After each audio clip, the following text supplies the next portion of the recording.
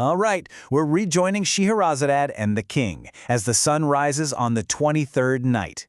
He is absolutely captivated, leaning in to hear the rest of her story. A tale about two families, a promise made long ago, and a destiny shaped by a terrible misunderstanding. So Scheherazade begins right where the vizier, Shams al-Din, has just made an incredible discovery about the mystery man who was with his daughter. He's reeling from it all, and he makes this solemn vow to do something no one has ever done before. And just as a quick recap from last night's cliffhanger, the big reveal was that the man who secretly married the vizier's daughter, Sit al-Husn, was none other than his own nephew, Hassan Badr al-Din, the son of the brother he hadn't spoken to in 20 years. Just an unbelievable twist. And the evidence was just overwhelming.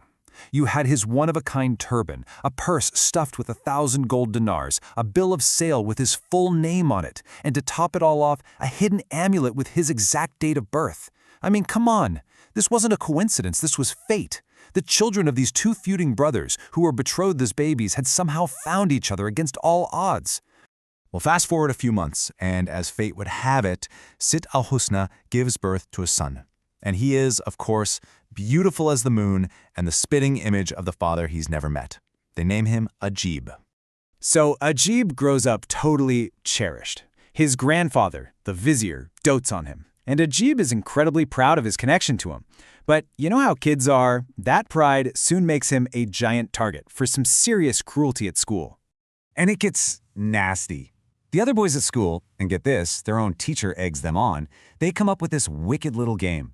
They all circle around Ajib, and the entire point of this game is to publicly shame him and expose the secret of who his father is. So when Ajib proudly declares that the vizier is his father, the other boys just laugh in his face. And that's when their teacher delivers the final, devastating blow, shattering Ajib's world with a truth he had never, ever considered. He is completely heartbroken. He runs home, finds his mother, and in this moment of just pure desperation, he grabs a dagger. Crying, he threatens to kill himself unless she tells him the truth right then and there. He forces a secret that's been buried for over a decade right out into the open. Seeing his grandson in so much pain, the vizier knows it's time to make good on that vow he made. He goes straight to the sultan, tells him the entire crazy story, and asks for permission to go search the lands for his lost nephew. The Sultan is so moved by the story that he immediately says yes and even gives him royal decrees to help the search. And so, the family sets off, a grandfather, his daughter, and his grandson, all on an epic journey to find a man none of them have seen in over a decade. Eventually, their travels lead them to the incredible city of Damascus.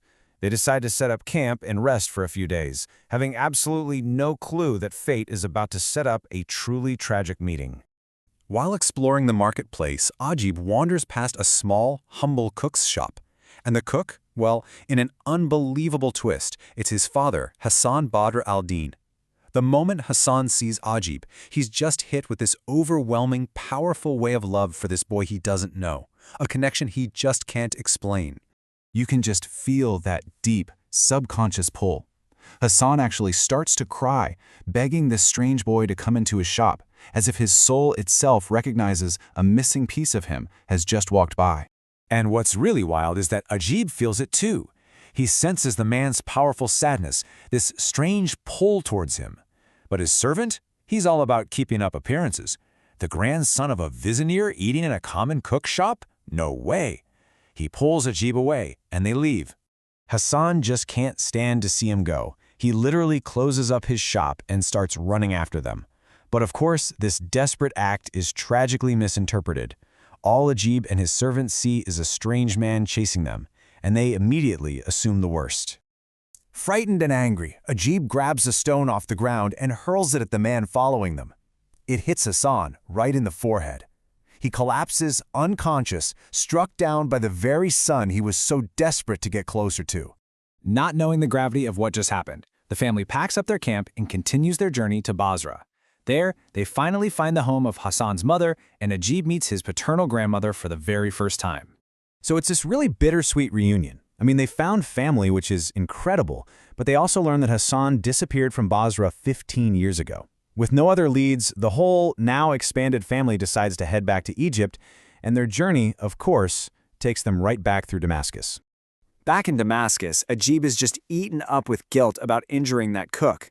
He insists on going back into the market to find the man and see if he's okay, which, you guessed it, sets the stage for a second chance encounter. They find Hassan in his shop, head all bandaged up. He is beyond overjoyed to see the boy again, and serves them a special dish of sweetened pomegranate seeds. This time, though, Ajib makes him promise not to follow them when they leave. So Ajib returns to the family tent, feeling much better. And then, in an almost unbelievable coincidence, his grandmother decides to make him a special treat and brings him a bowl of the exact same pomegranate dish he just ate. Well, Ajib is a kid, and he's totally full from the cook's version, which he loved. So he takes one bite of his grandmother's and, with brutal honesty, just dismisses it. He tells her that the dish made by the stranger in the market was way, way better. At first, the grandmother's face just flushes with anger. I mean, what an insult. But then, in a flash, that fury turns into pure shock. She knows, in her heart, that in the entire world there's only one other person who could possibly make that dish so perfectly. And that person is her son. As his grandmother stares at the servant, her eyes wide with this dawning realization, demanding to know where they have been, Scheherazade sees the first rays of morning light and falls silent, leaving the king and all of us in absolute agony, waiting to find out what happens next.